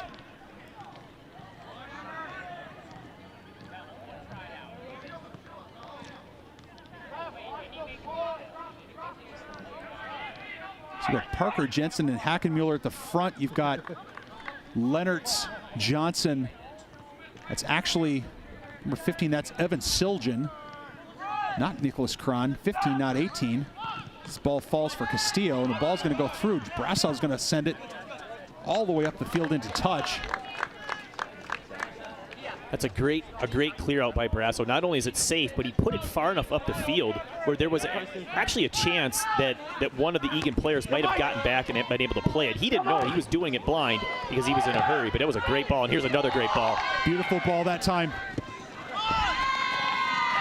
Well done that time by Leonards. Hackenmuller's got to get out of the way and let Leonards run onto that. But nonetheless, it was still a great play. Here's Brasso with a shot towards goal. Nicely done by Jacob Brasso, coming up from his outside back position. And now he's got to sprint back to get his shape back. Now Johnson's going to have to hustle back. Brasso still running. Needs to slow this up.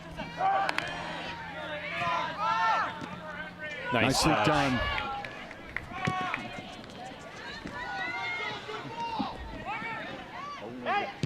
Jensen's going to try to serve it in. And Gabe Lee got his bell rung there. He's asking Parker, did you get me bloody? Parker says no, rubs Lee's head. Probably not for good luck. But it was in a play like that, every player on the field feels that pain as Gabe Lee pays, I wouldn't say the ultimate price, but in soccer, it's a heavy price to take a ball like that off the foot. Yeah, and the center referee was telling him, stay down, that's a head. I want to make sure you're okay before we resume play. So we always be extra cautious with head injuries. Hackenmuller's going to stand over it. What's he got up his sleeve? Oh, Leonards almost got a head to it. I like how Leonards was attacking that ball, Skip Newton. Yeah, at this level, you really never want to see that ball hit the ground, I mean, especially defensively, because then bad things happen. But you want to attack that ball in the air. It was a really well-placed corner kick and a good play by Leonards to get on there. Unfortunately, didn't get enough on it, but he did redirect it in front of the goal. Unfortunately, there was no Wildcat teammate there to play it. Sai sending it forward with a very aspirational attempt on goal. You get a sense that the Wildcats here would have an opportunity to get another goal and really salt this away. Burnsville really dangerously playing it as Sai intercepts. He's got Hackenmuller in the middle. He feeds Hackenmuller. Hackenmuller puts it in the net. Derek Sai jumps on it. Davis Hackenmuller funnels it into the net. It's 3-1 Wildcats. What a great steal by Derek Sai. And you watch here on the replay, it's wide open. And Davis Hackenmuller, he doesn't need to power this in. He just passes it right into the corner. A little bit of an unlucky break there by the goalkeeper, El Dape, as it slid right underneath him. But the key part of that shot by Hackenmuller is he was patient, and he made sure that he used the inside part of the foot. You don't have to blast it when you're only 10 yards away. You just need to direct it into the goal. And that was the nail in the proverbial coffin, I believe, for the Eagan Wildcats, as they take a nice 3-1 lead. Yeah, surely the Wildcats are home now. Surely they'll be able to snatch this victory. Scoring for the Wildcats, number 6, Davis Hackenmuller. Hackenmuller from Sai in the 69th minute. And the Wildcats now with a 3-1 lead. 68 minutes, 25 seconds. That doesn't mean that Burnsville's given up at all. Quite the contrary. They're going to do what they can to put shots on net. Josh Hartwell, center referee, not having anything there. As this ball floats through, gets past Woodley, gets past the Blaze player, and Woodley sends it into touch. Nicely done there. A little bit of a scramble. I'd like to see the Wildcats, even with a 3-1 lead, play a little more tight on defense. Yeah, down 2 goals. Burnsville's going to go all out here. So the Wildcats need to expect that, and they need to be ready for it. At the same time, it's also going to lead to some counterattacks for the Wildcats. As you saw there, Davis Hackenmuller almost getting by the last defender.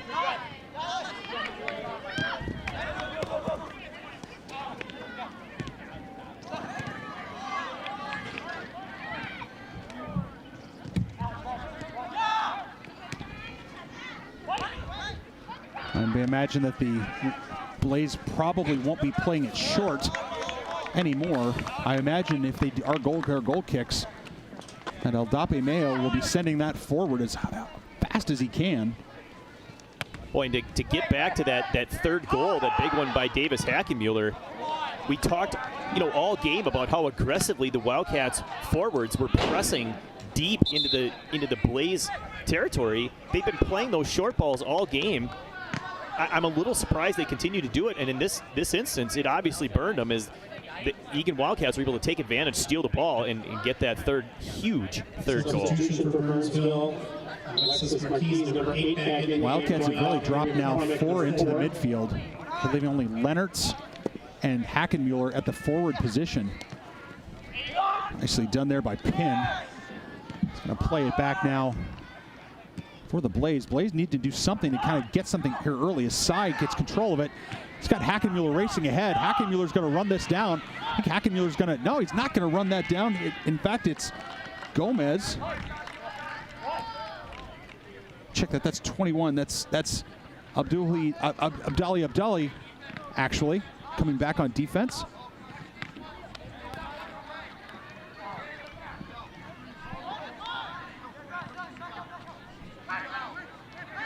Yeah, that was set up by that counter attack. So when you get a team like Burnsville down a couple of goals, they're going to be pressing aggressively into the Eagan end. That sets up those opportunities. When Eagan does win the ball, they can counter. That's exactly what Cy attempted to do with that long ball to Hackenmuller. And that being said, if you're Eagan, I suppose you really want to make sure that back line is solid. You don't want to leak another goal here and put the game in any doubt.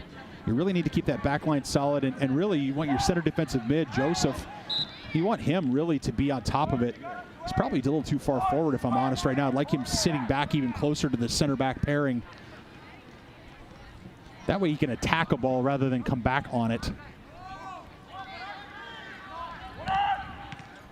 Here's Joseph ahead. Here's Leonards with an opportunity to play easy to Newton. Newton swings it outside, looking for Johnson. It's intercepted there. Falls for Cy. Leonards with it. Leonards with a left foot. Gonna put it on goal. Nicely done by Ryan Leonards. I think that's a missed opportunity there that I don't think his teammates told him soon enough that he had time. He had way more space than he probably realized, and he was just trying to get that shot off. Nice pressure by Newton on the outside. Nice job by Johnson. Unlucky there that it went off his foot. I think Johnson could be even more aggressive defensively. I think with his athleticism and his big body, he really has the ability to control the ball. I'm sure that'll be something the coaching staff will want to see him do.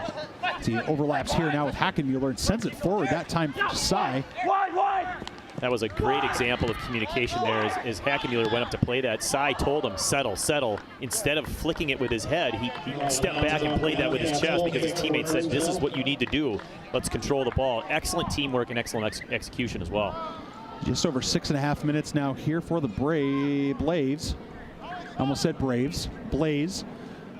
And they're going to hoof it forward and see if they can switch this field as Joseph wisely attacks the ball in the air. Nicely done by Jack Joseph.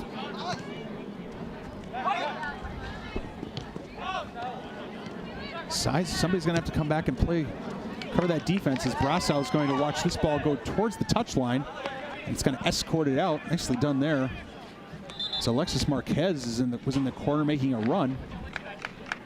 Substitution for the Wildcats. It's a change to the goalkeeper. And we're going to see a substitution for the goalkeeper.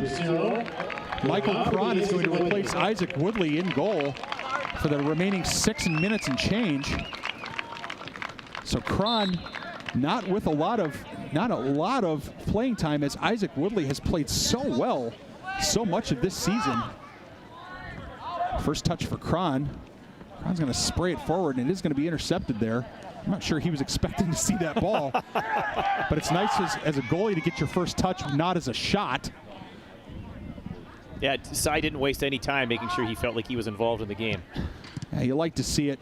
Cron, the junior goalkeeper, playing behind the senior, who has had a magnificent season, really. But Cron, the future of the Wildcat goalkeeping, you would think, next year. So getting him some extra minutes here in a varsity game in front of the home fans is a great thing, as Hackenmuller has this ball now. He's 1-on-3. And his opportunity here for Hackenmuller to be a little creative, see what he can do. Wins the throw in the corner. tough play when you're buried down in that corner area, you know, right down in here. There is nothing to do with the ball, especially because he was back to the goal, but did an effective job of making sure that the other team kicked it out. So at least we won the throw-in, and now we can get deep possession and waste more time. Larson and Brassau are your outside backs. Offsides. As you see Leonard's holding his head. Indirect free kick, Burnsville. Players in blue have got to make sure they stay on side, Skip Newton. Yeah, when they do that, 20 to 25 yard pass back, that's what sets that up. Everybody naturally starts to walk forward with the ball, and the guy that made the pass is standing there watching it, and all of a sudden doesn't even realize he's in an offsides position. Goal kick for the Blaze. Goal kick for the Blaze. If this score line holds up, the Burnsville Blaze are going to be looking at certainly an away game here for sections. Skip, they finish up against Eastview on Wednesday. These Wildcats will finish, that Eastview game is a home game for the Blaze. So they will be at Bob Pate Stadium. The Wildcats finish on Wednesday against the Shakopee Sabres, who are in the top half of the conference as Brassau tries to make an overlapping run. Johnson got stood up there. Leonard's with an opportunity.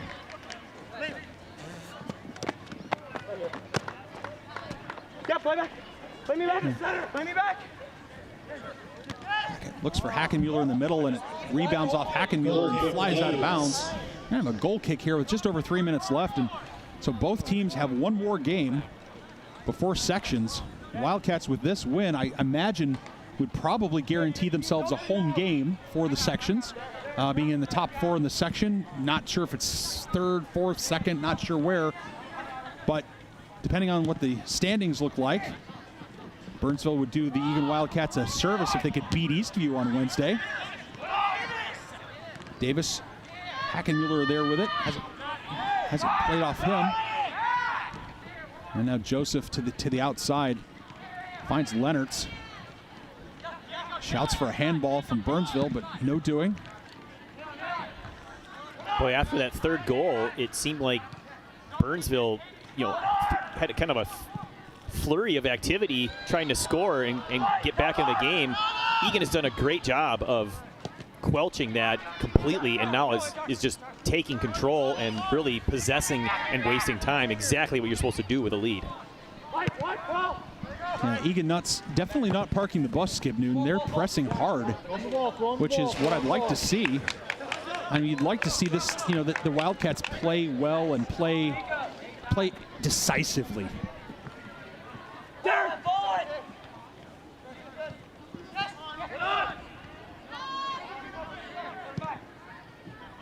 Ball gets sent over for Jacob Tran. Can Tran keep it in? Apparently it stays in. AR keeps his flag down. Joseph has it on the side. He's got an opportunity to send it towards the goal. Rolls off his foot, though. Goal kick, Burnsville. Just over a minute to go. We're going to have a goal kick to the Blaze.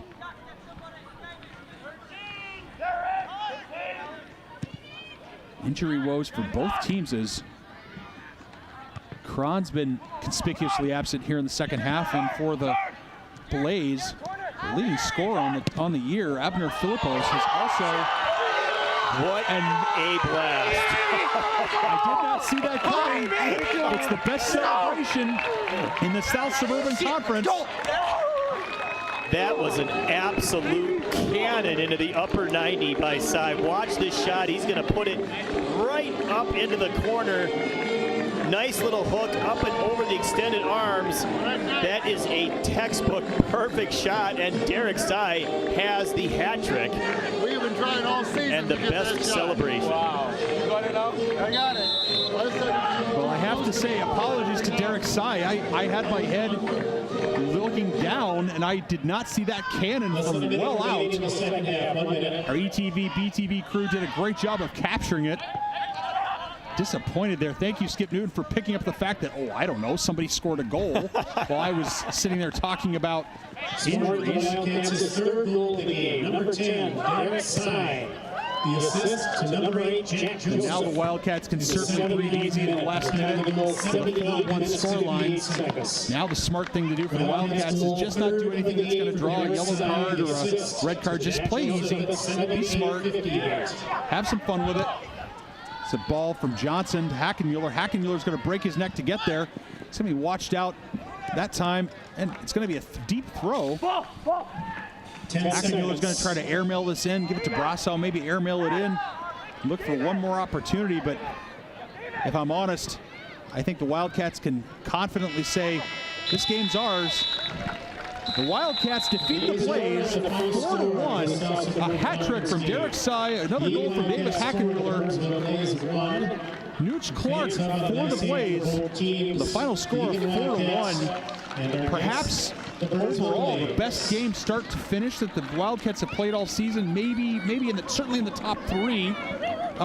Skip Newton. I mean, looking out there at the Wildcats, what can we take out of this game, and what do they build on from here? Well, they need to pick up in the next game where they left off on this one. And, they played a good first half, and that was a huge game-time goal then, so they don't go into halftime with a deficit even though they had played really well. They come out in the second half, they take a lead, and like we talked about, put the foot down on the gas. Do not let up. You don't want to nurse a 1-goal lead, and they absolutely did not. Great steal on that third goal. Hackenmuller puts it away, an awesome finish, and then Sy with the icing on the cake at the end, a massive shot into the upper 90. They need it. This is the momentum we want, and this is what they need to go moving forward, and they need to win their final game going into sections.